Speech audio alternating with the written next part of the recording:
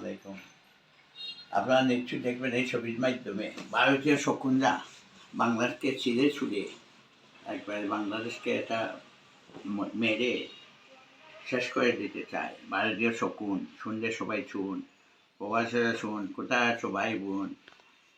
ভারতীয় শকুনটাকে মুক্ত হতে কী করতে হবে? আমরা কিসের বিজয় দিবস আজ? আমরা ভারত তো স্বীকার করে না, বলে পাকিস্তানের সাথে যুদ্ধ।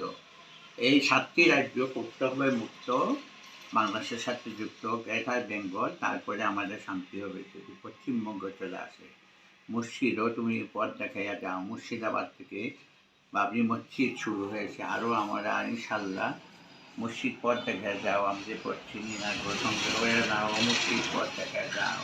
আমরা সিলেটের ওদের শাহজালাল কিন্তু শাহজালিয়ার দোয়া নিয়ে আসি। আজমির শরীফ থেকে আজমির খাজা বাবা মঈনুদ্দিন চিশতি, খাজা বাবা বড় পীর শাহ আব্দুল কাদের জিলানী, সবার দোয়ায় আমরা ভারত থেকে রেডি শুনলে সবাই শুন।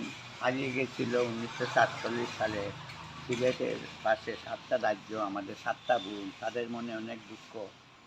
আমাদের এখানে মণিপুরিরা আছে, খাসিয়ার আছে, অনেক শান্তিতে। মণিপুরিরা ব্যবসা বাণিজ্য, শিক্ষা, সাংস্কৃতিক বলয়ে অনেক এগিয়ে আছে বিশ্বে। আর ভারতে মণিপুর, নাগাল্যান্ডে মণিপুরে কার্ফিউ দিয়ে রাখে দিল্লির শাসক মোদি, তাদের কার্ফিউ দিয়ে রাখে। আমাদের এখানে যে রাস পূর্ণিমা হয়, আল্লাহ সুন্দর বিশ্বের মধ্যে তারা যে রাস উৎসব হয়, এটা বিশ্বের মধ্যে একটা মডেল।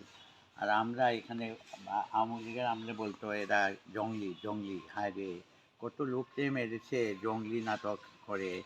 নিজেরাই এই কাউন্টার টেরোরিজম একটা নাম দিয়ে এই মুনিরুল আলম কত লোক মারছে।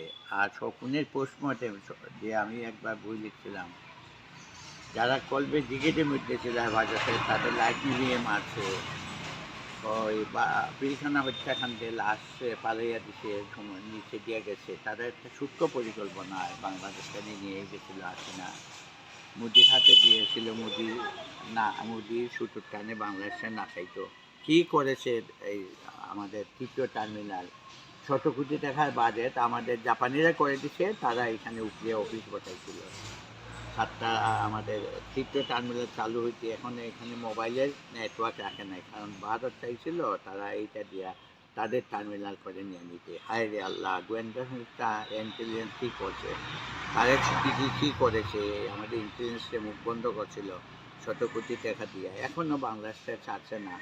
আবার আমি বলছিলাম ছেড়ে দে বাংলাদেশকে। আমরা গিয়ে বলবো প্রতিবেশী করে হামলা দিই। প্রতিবেশী করেছে লুট, তলাশ, খুন, গুম, লুট। প্রতিবেশী ছিঁড়ে বুক ছিঁড়ে নিয়ে আসবো, আমরা যাব প্রতিবেশী করে।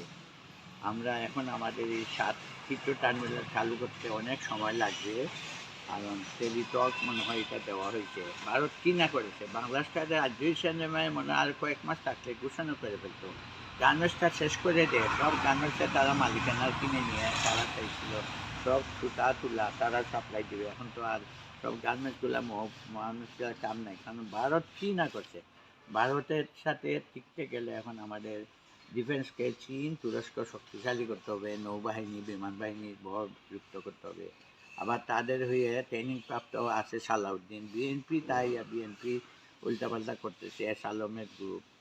আমি আবারও বলি, আমাদের দেশটা এখন শক্তিশালী হয়ে ভারতের সাথে টেগুল করতে চলতে গেলে জানতে হবে এই যে মারল যাকে, এই যে গণ অধিকার পরিষদ, তারপরে এই যে কি নাম একজনকে, যে ভারতে তাদের হত্যা করে আবার পালিয়ে যায়, আল্লাহ কি নাম ভুলে গেলাম, এই কদিন আগে। যে আল্লাহ, তাকে সিঙ্গাপুর নেওয়া হয়েছে। ভারত থেকে বাঁচতে গেলে আমরা শক্তভাবে বাঁচতে হবে। ডিফেন্সের প্রত্যেকটা নাগরিককে 18 বছর ডিফেন্সের ট্রেনিং দিতে হবে, আত্মরক্ষার ট্রেনিং এবং আমাদের সামরিক ট্রেনিং। তাহলে বাংলাদেশ শিখতে পারবে ইনশাল্লাহ।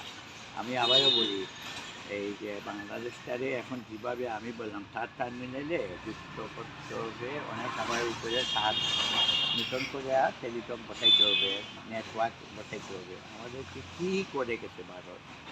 আবারও আমি বলছিলাম, আমাদেরকে মরা দেশ, মরা লাশ বানাইয়া তারা এখানে আমাদের মানুষকে সে গরু মনে করে। ভারতীয় শকুনরা ঠান্ডা ছিটতে চাই, এইখান থেকে আমরা বাঁচতে চাই। আল্লাহ আল্লাহ যদি আমাদের বাঁচায় 7টা রাজ্য নিয়ে আসতে হবে।